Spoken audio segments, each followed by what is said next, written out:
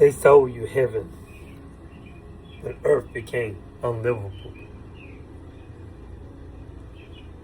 They sold you hell when obedience became optional. And now we're fighting people over stories that no one can prove. Let's talk about timing. Heaven did not show up in casual conversations. It showed up right after life got heavy. When taxes were too high. When the leaders and the administration got too cruel. When the common man was working, suffering, and getting nothing back. That's when the story dropped. Don't worry, it's bad here, but it gets better later. There's a place after this one, perfect, peaceful, no pain, convenient, right? And hell showed up right when questions started. Right when people asked, why do I have to obey? Right when freedom looked tempting. Obey or burn. Don't think, don't question, or there's fire awaiting you. Fear is the cheapest way to control millions. You don't need soldiers in every house. If people are terrified of what happens after they die, then the cycle began. The people were told these stories and did not fact check them. And they drive with them. Drive with the stories.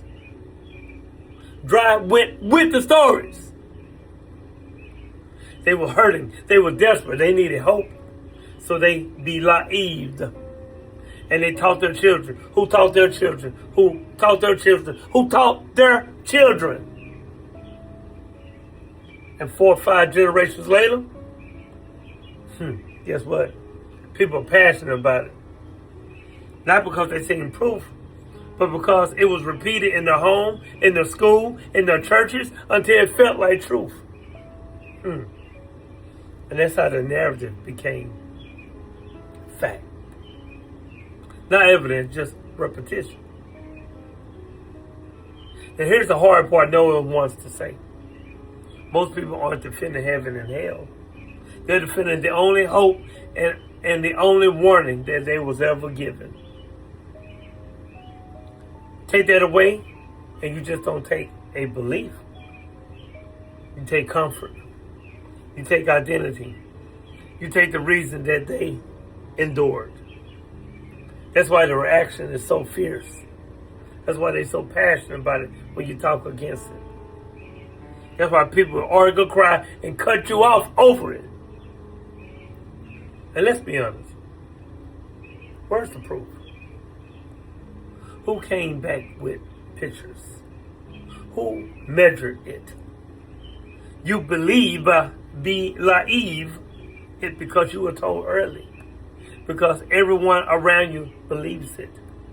Because the alternative, that this life is all that we get and have to make it better, is terrifying. Ultimately, truth is not protected by fear, but by principles and values. You see, the principle. Systems of control use reward and punishment to manage behavior. The truth is something can't be proven. It must be believed. As who benefits from your belief. The morality, you're allowed to question the story that you inherited. You see, ending slavery is when we stop being ruled by fear and of the after and start taking responsibility for the now. And a better world starts when we start passing down fake expectations appearing real, which we call fear, and start passing down the truth. So I ask with no disrespect, I'm just asking questions. What did you believe simply because your parents believed it? And if heaven and hell were not real, how would you live differently right now? Are you living for out there? Or are you building something here? Get at me. And share this with someone who's brave enough to question. They made earth hell They sold you heaven. They threatened you with hell and called it fate. Continue to unlearn, relearn, and learn. Continue to evolve.